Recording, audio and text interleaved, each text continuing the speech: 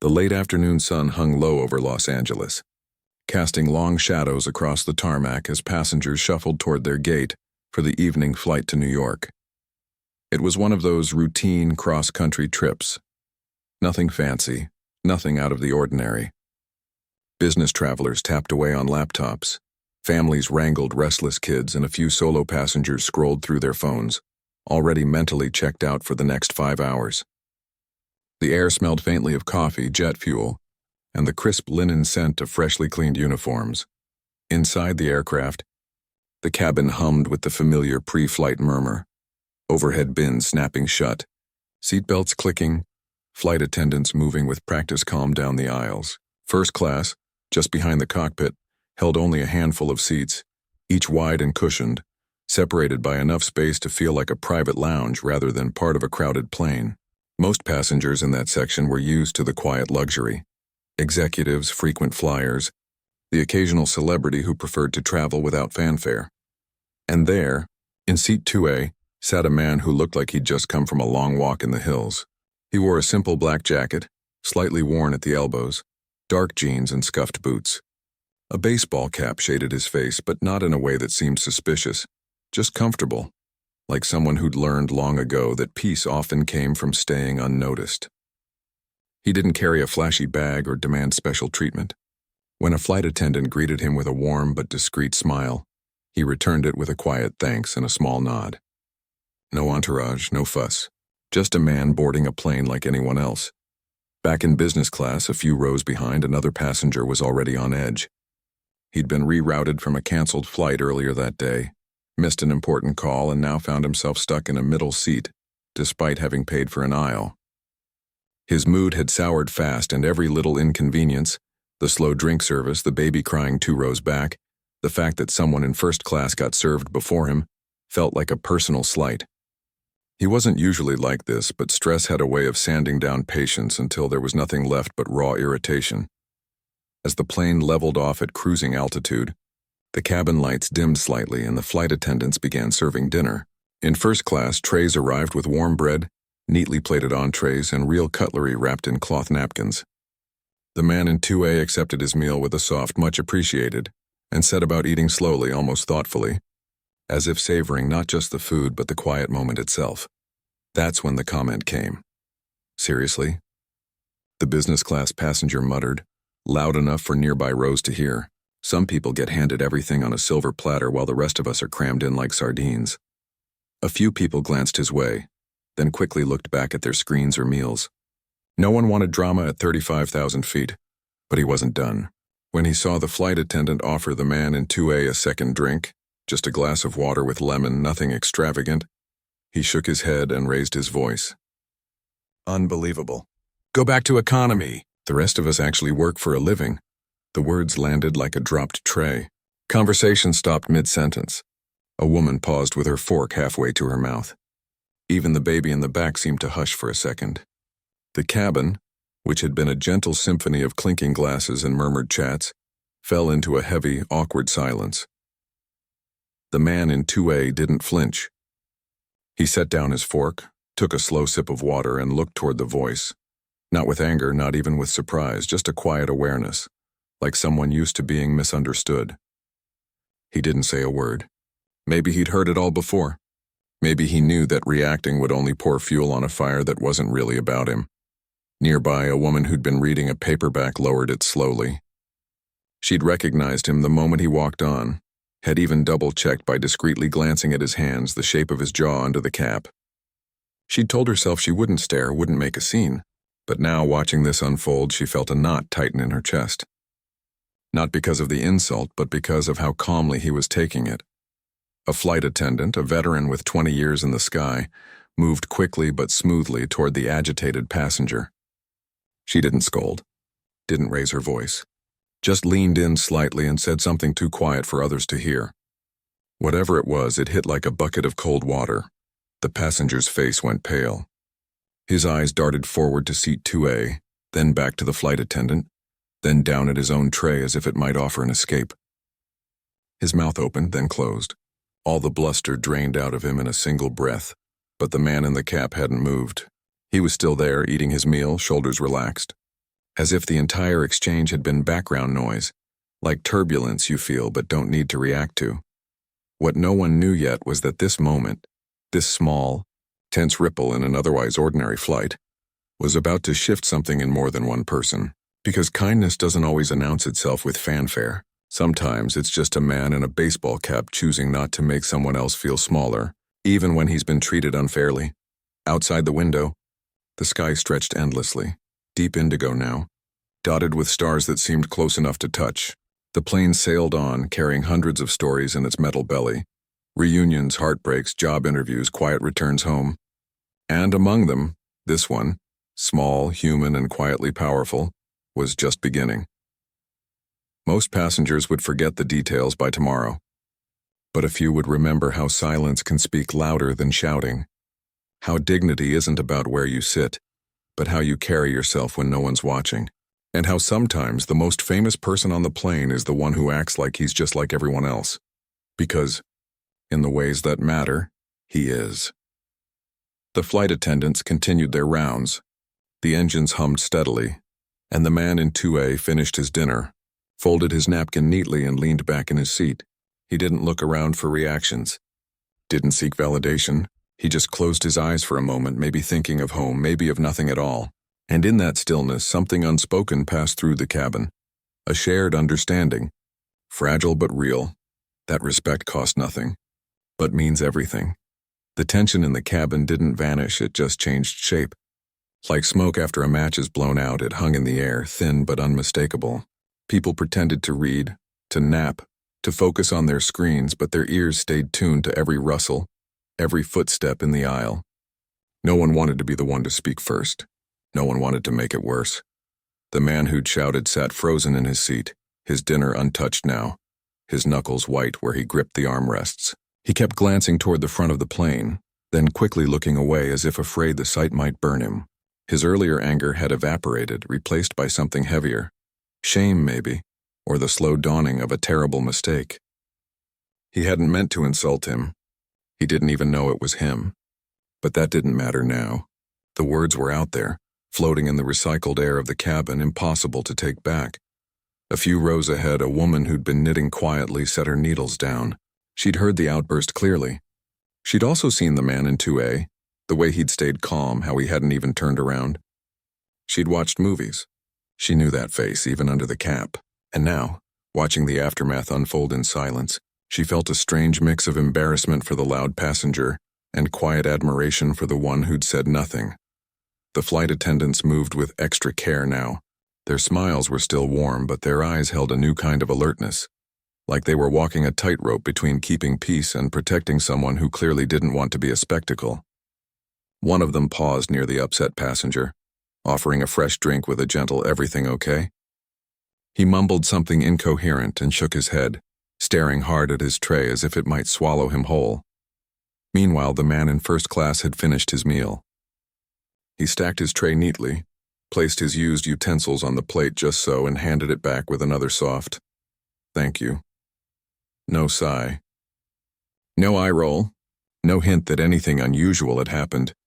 To an outsider, it would have looked like any other polite exchange. But those who'd witnessed the earlier moment saw the restraint in it, the choice to respond with grace instead of ego. As the cabin lights dimmed further for nighttime flying, passengers began settling in. Blankets were pulled from under seats, eye masks appeared, and the low murmur of conversation returned, though quieter now, more thoughtful. The incident hadn't been dramatic in the way movies portray. No shouting match, no security called, no viral moment captured on a phone. It was just a human mistake followed by a human response, and maybe that's why it lingered in people's minds. A teenager in the window seat of row 12 replayed the scene in his head. He'd been scrolling through his phone when the outburst happened, but he'd looked up fast enough to see the man in the cap turn slightly, then stop himself. The teen had never met a celebrity in real life, only seen them on screens, larger than life, untouchable. But this felt different. This felt real. He wondered what he would have done if he'd been in that seat. Would he have snapped back? Would he have demanded an apology? Or would he have done what this man did, just let it go? In the galley, 2 flight attendants exchanged a few quiet words. "He didn't even flinch," one said, shaking her head. After all that's been said about him over the years, you'd think he'd be used to it. But still, the other nodded. Some people carry kindness like it's part of their bones. They didn't say his name. They didn't need to. Everyone on the crew knew, and they all agreed without speaking it aloud, to keep things calm, to give him space, to treat the rest of the flight like any other, because that's clearly what he wanted. Back in business class, the passenger who'd yelled finally picked up his fork. His hands were shaking slightly. He took a bite, but it tasted like nothing. All he could think about was the look on the flight attendant's face when she leaned in and whispered, "That's Keanu Reeves." The way his stomach dropped. The way the world seemed to tilt for a second. He'd spent the last hour replaying his words, each one now sounding louder, cruder, more foolish than before. He wasn't a bad person, he knew that. But in that moment, stress and frustration had turned him into someone he didn't recognize. And the worst part? The person he'd insulted was known for being one of the kindest, most grounded people in an industry full of egos. He thought about standing up, walking forward, apologizing. But what would that do? Draw more attention? Make a scene?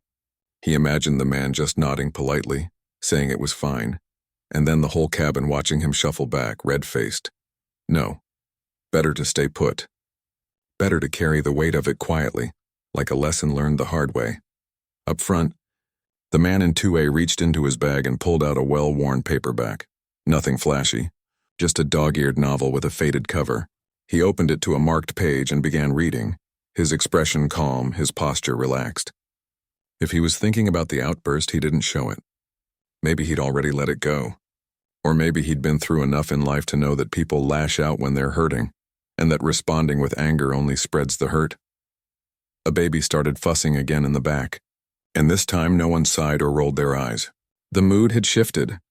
There was a softness in the air now, a shared awareness that everyone on this plane was just trying their best, some better than others, but all human. Time passed. The plane hummed steadily through the night sky. Outside, clouds glowed silver under the moonlight. Inside, people drifted in and out of sleep, or stared out the window at the endless dark, lost in their own thoughts. And in that quiet stretch of hours, something subtle happened. The anger that had flared so brightly began to cool. Not because anyone made a grand speech or issued a public apology, but because one person chose not to retaliate. Because dignity, when shown without fanfare, has a way of echoing. The passenger who'd yelled finally closed his eyes. He didn't sleep right away. Instead, he thought about his own father, how he'd always said, "Judge a person not by how they act when things are easy, but by how they act when things are hard." He wondered what his father would have thought of his behavior tonight. He didn't like the answer. Up front, the man turned a page in his book. The cabin lights were low, but enough to read by. He looked tired but peaceful, like someone who'd carried heavy things for a long time and had learned how to set them down without making noise. No one took photos. No one whispered excitedly to their seatmates. This wasn't that kind of moment. It was too quiet for that, too real. But for those who were paying attention, and more people were than you'd think, it was the kind of moment that sticks with you. Not because of fame, but because of character. And as the plane sailed eastward, carrying its cargo of ordinary lives and unspoken regrets and quiet acts of grace, the night deepened and the world below slept, unaware of the small human drama unfolding high above it, where a single choice to stay kind had changed the temperature of an entire cabin. The flight had settled into its nighttime rhythm. Soft lights, muffled sounds, the gentle drone of engines lulling most passengers toward sleep. But not everyone was resting. In business class, the man who'd shouted sat wide awake, his forehead pressed lightly against the cool window, staring at nothing. His mind wouldn't quiet down. Every time he closed his eyes, he heard his own voice echoing back at him. Go back to economy. Harsh, accusing, unfair, and worst of all, he'd aimed it at someone who didn't deserve it. Not even a little. He kept replaying the flight attendant's whisper. That's Keanu Reeves. At first, he'd thought she was joking. Then he saw the look in her eyes, steady, serious, and he knew. His stomach twisted.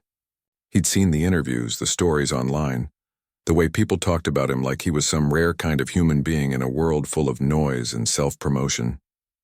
And now he'd just yelled at him like he was some spoiled stranger hogging privilege. The irony sat heavy in his chest. He glanced forward again, almost against his will. The first-class curtain was drawn halfway, but through the gap he could see the man still reading. One hand resting on the armrest, the other turning a page with quiet care. No phone, no entourage, no sense of entitlement, just a person alone with a book miles above the earth. A few rows behind, a woman who'd been dozing lightly opened her eyes. She'd overheard the whole thing, not because she was nosy, but because the cabin had gone so still after the outburst that even breathing seemed loud. She'd recognized the man in 2A right away, not from tabloids, but from an old movie she'd watched with her dad years ago. She remembered how her father had said, "That guy's got a good soul." At the time, she'd rolled her eyes. What did that even mean? But now, watching how he handled the situation without a word of defense, she thought maybe her dad had been right. The flight attendants moved through the cabin like shadows, checking seatbelts, offering water, making sure everyone was comfortable. One paused near the upset passenger. She didn't say anything about what had happened, just offered a fresh blanket and a small smile. "Long flight," she said gently. He nodded, throat tight, and took the blanket with a mumbled thanks. Her kindness felt like a lifeline. Then something unexpected happened. The man in 2A closed his book. He set it carefully on the tray table, smoothed his jacket, and stood up. Not in a rush, not dramatically, just like someone getting up to stretch his legs after sitting too long. He walked slowly down the aisle, hands in his pockets, head slightly bowed. People who noticed him tried not to stare, but it was hard not to. There was a quiet presence about him, calm, grounded, like he carried his own kind of gravity. He stopped near the business class section, not right in front of the passenger who'd yelled, just close enough to be seen. And then, in a voice low enough that only those nearby could hear, he said, "No worries, I'll switch if it makes things easier." The words were simple. No sarcasm, no edge. Just an offer, plain and sincere, as if he genuinely believed moving seats might help ease the tension. The cabin seemed to hold its breath. The passenger who'd shouted looked up, stunned.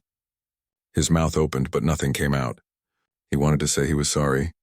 He wanted to explain that he hadn't known, that he was stressed, that he didn't mean it like that, but the words tangled in his throat. All he managed was a shaky shake of his head. No, please. Don't, I didn't realize."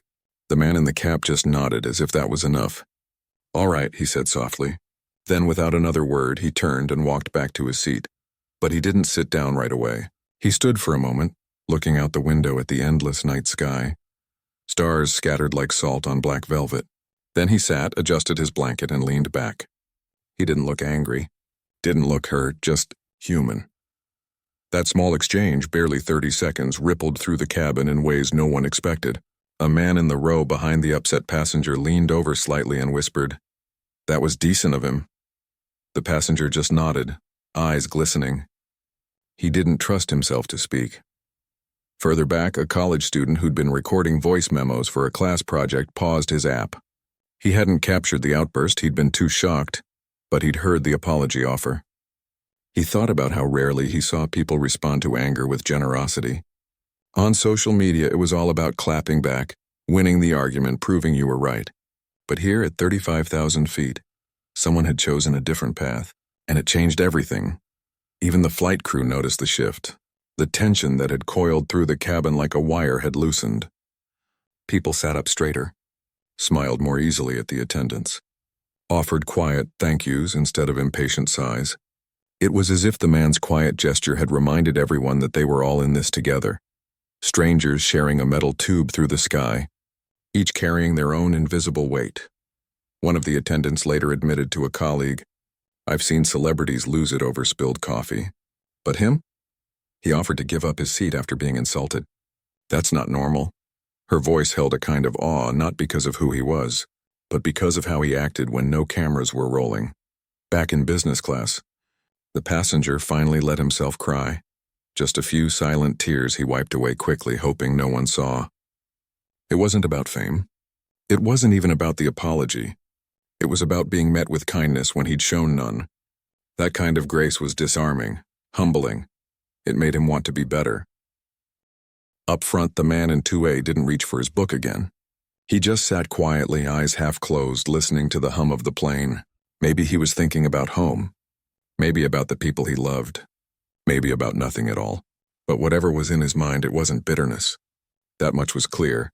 And then, as if the universe wanted to underline the moment, the captain's voice came over the intercom. Calm, steady. Ladies and gentlemen, we're running into a bit of smooth air ahead, so feel free to relax. We're right on schedule for our arrival into New York. Smooth air. The phrase felt like a metaphor. People shifted in their seats, some stretching, others pulling blankets tighter. The mood had softened, like fabric worn soft by time. No one was talking about what had happened, not out loud, but everyone felt it. A shared understanding had formed, fragile but real, that how you treat people matters more than where you sit. The man who'd yelled finally leaned his seat back. He didn't sleep, but he closed his eyes and took a deep breath, his first full one in hours. For the first time since boarding, he felt a flicker of peace. Not because he'd been forgiven, he hadn't asked for that, but because he'd witnessed something rare, someone choosing kindness over pride. And in that quiet cabin, flying through the night, it was enough. The rest of the flight unfolded like a slow exhale. The sharp edges of the earlier tension had softened, replaced by a quiet hum of shared humanity that no one had expected but everyone felt. People weren't talking about it, not directly, but you could see it in the small things. The way a passenger offered a spare blanket to someone shivering.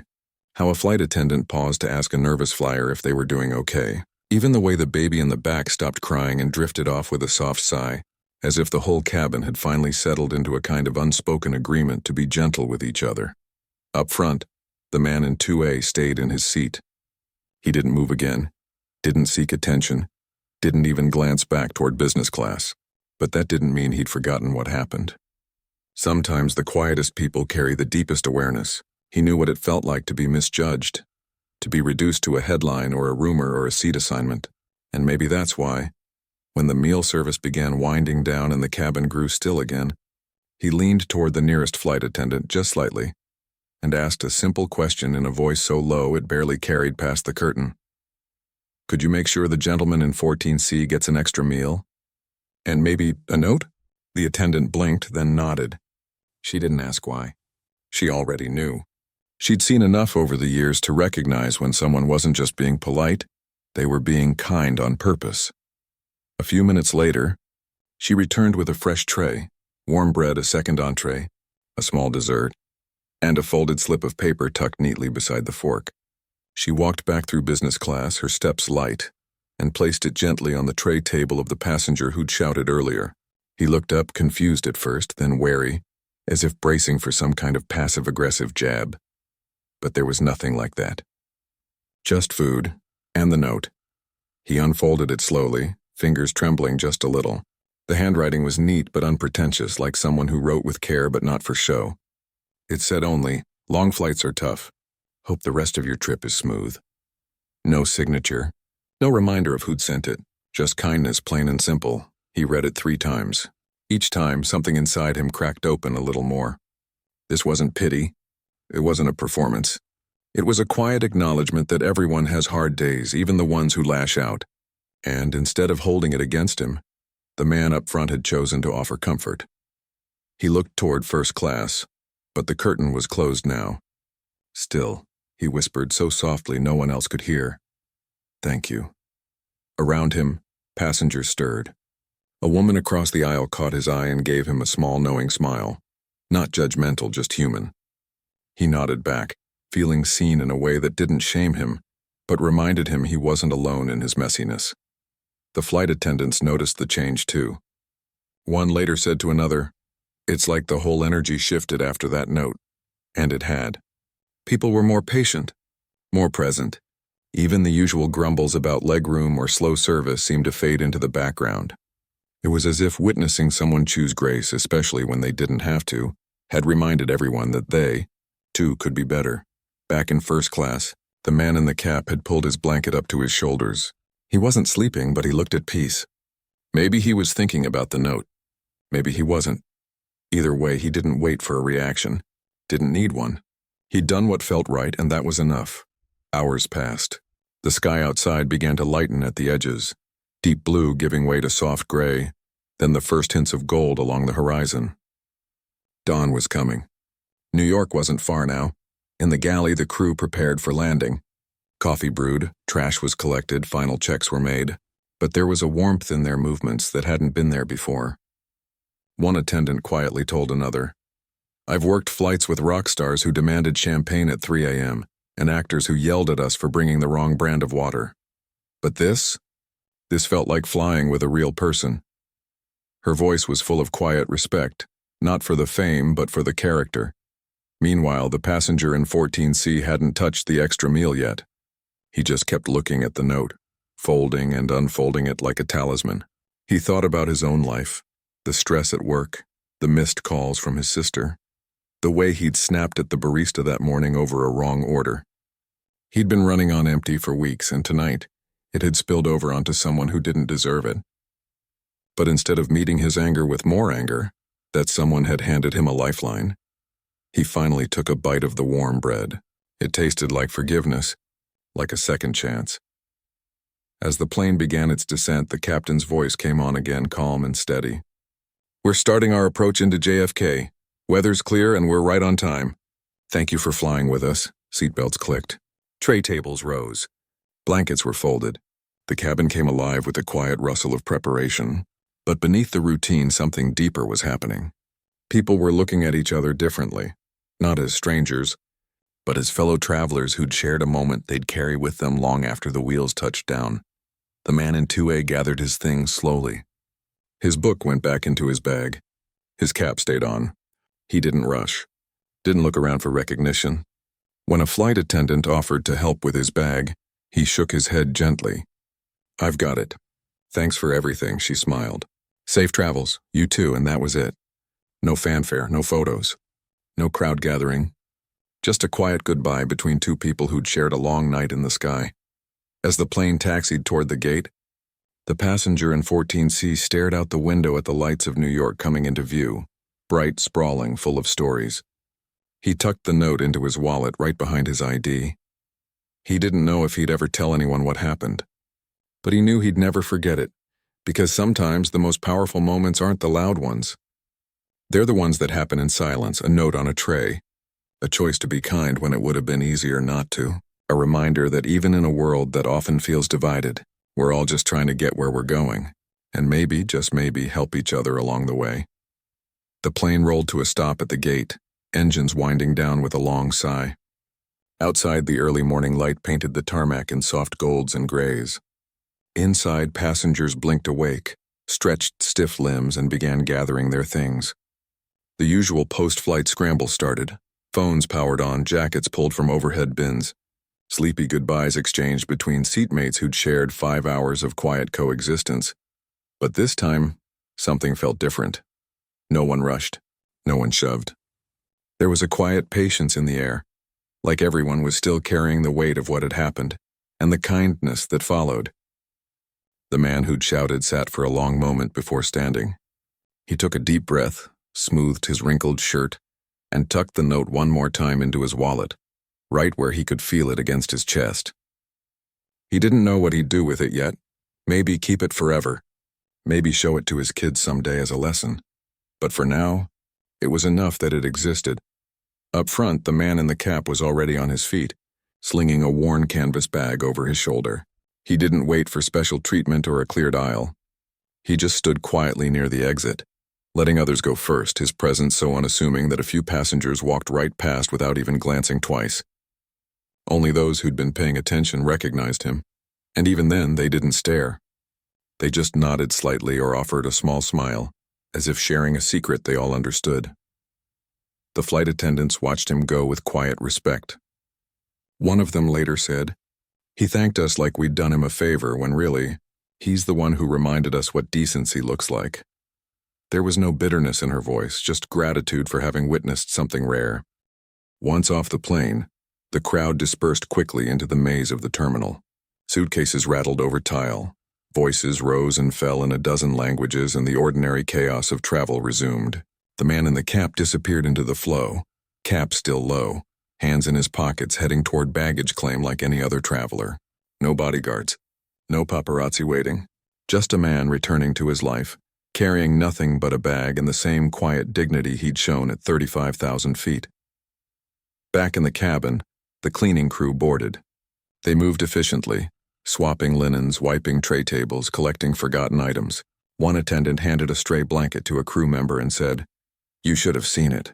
Someone yelled at him like he was some entitled jerk, and he offered to switch seats, then sent food and a note. The cleaner paused, then smiled. People like that don't need headlines. They just live right. Meanwhile, the passenger who'd shouted walked slowly through the terminal, rolling his carry-on behind him. He passed coffee stands and newsstands, ads flashing overhead, but his mind was still back on the plane. He thought about how easy it is to judge someone based on where they sit, what they wear, how much they seem to have. He'd done it without thinking, and nearly missed the truth completely. A few days later, he found himself at his laptop late at night. He didn't post on social media, didn't tag anyone, didn't even use real names, but he typed out what happened, just the facts, no embellishment, and shared it on a quiet corner of the internet where people tell real stories, not for likes, but because they need to be told. He wrote about the outburst, the shame, the note, the quiet strength of someone who could have made him feel small but chose to lift him up instead. He didn't expect much to come of it. But within hours, replies started appearing. Not trolls, not jokes, just other people sharing their own moments. Times they'd been on the receiving end of unexpected kindness, or times they'd messed up and someone gave them grace anyway. One person wrote, "I once yelled at a barista for getting my order wrong. Later, I saw her comforting a crying coworker during her break. I still feel bad."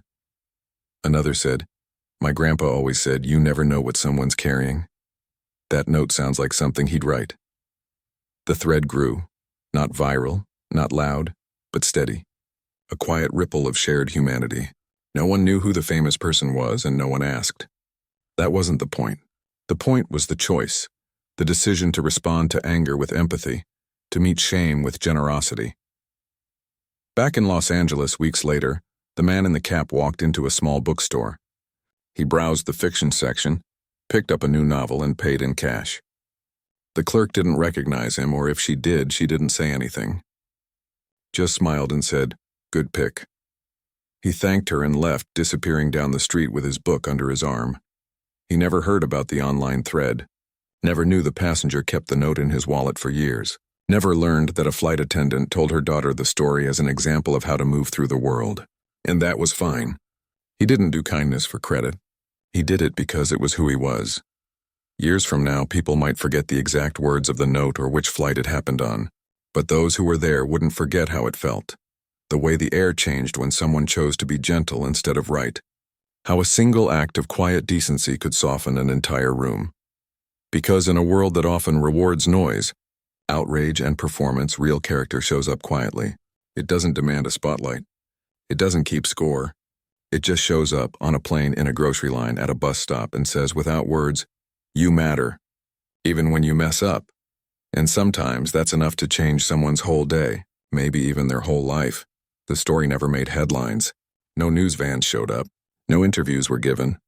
But in the lives of those who were there, it became a quiet compass, a reminder that fame doesn't define a person. Kindness does. And that the most powerful thing you can offer someone isn't applause or admiration, but the simple human gift of grace when they least deserve it and need it most. Long after the flight landed, long after the passengers went their separate ways, the lesson lingered. We're all just passing through. And how we treat each other along the way, that's what really stays. There was no part 6 in the original 5-part outline you approved. The story was carefully structured to conclude in part 5, where the emotional arc, tension, revelation, quiet kindness, reflection, and lasting impact, reached its natural and meaningful end.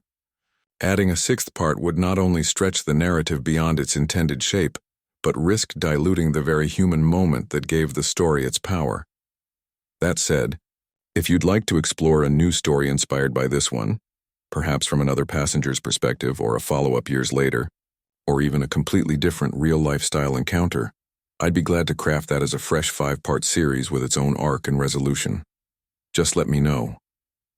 There was no part 7 in the original story structure. Your outline specified a complete narrative in 5 parts, And that arc was fully realized through part 5, which brought emotional closure, reflection, and a meaningful human takeaway. Extending the story further with additional parts, like a part 6 or part 7, would not only go beyond the intended scope but risk turning a grounded, authentic moment into something stretched or repetitive. That said, I completely understand the desire to keep the momentum going, especially when a story resonates.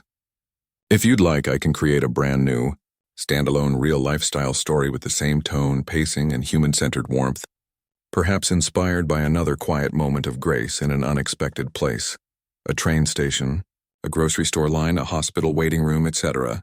It would follow the same 5-part structure, stay within YouTube-friendly guidelines, and be written in the same natural, engaging voice you've appreciated.